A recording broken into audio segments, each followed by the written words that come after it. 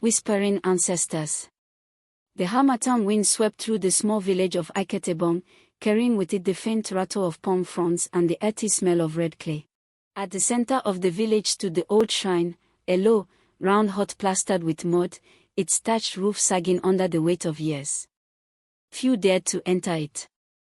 Children whispered stories about glowing eyes in the dark, and women fetching water swore they sometimes heard murmurs carried on the wind whenever they passed. Ikmini, barely 16, had never stepped inside the shrine. Yet tonight, he felt drawn to it. The moon was high, round and swollen, and fireflies floated lazily in the air, dotting the darkness with specks of gold. His grandmother had told him stories about how their family line was bound to the old spirits, about how his late father had once stood at the very doorway where he now trembled. The ancestors are never silent, she used to say, her voice rough but steady. It is we who do not know how to listen. As Ikmini pushed the rickety door open, a wave of warmth rushed over him, though the night was cool outside. Inside the shrine, cowries and broken clay pots lay scattered, and chalk marks patterned the walls like maps of forgotten journeys. Then, it came. At first, just a hum, soft, steady, almost like the droning of bees. He froze, his heart pounding against his ribs. The hum grew clearer, and for the first time, he heard words. Ikmini, child of the line, it is time. He dropped to his knees, clutching the sandy floor. Who is there? He stammered. The air thickened.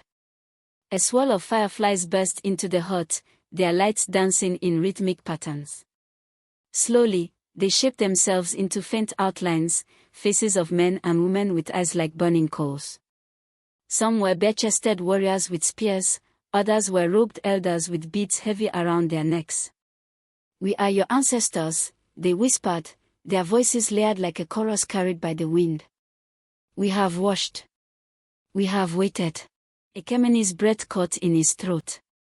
His grandmother's stories flashed through his mind, the battles fought by their forefathers, the fields his family had tended for generations, the curse of silence that had fallen when his father died before passing down the family rights. What do you want from me? He asked, voice trembling. The oldest of the faces, a tall figure with an eagle feather bound in his hair, leaned forward. The land is restless. The river spirits murmur. Your people have forgotten the covenant of the line.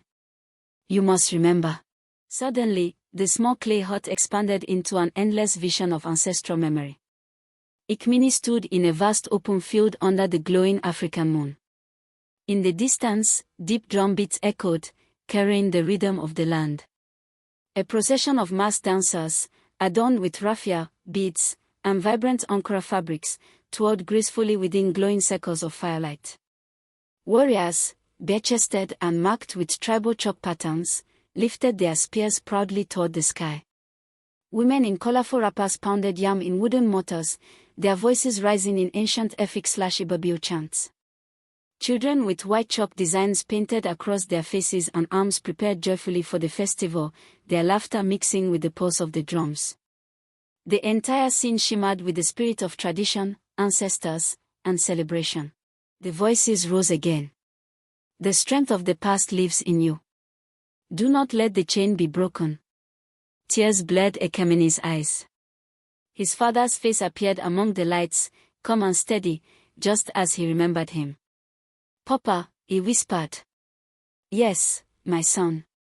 The voice was both his father's and the chorus of countless others. Carry the staff. Protect the land. Speak for us. When the vision faded, Ikmini found himself clutching a carved wooden staff, heavy and warm in his hands. He had not seen it before, but it bore the symbols he recognized from his grandmother's stories: spirals for wisdom, waves for the river, and the sun for renewal.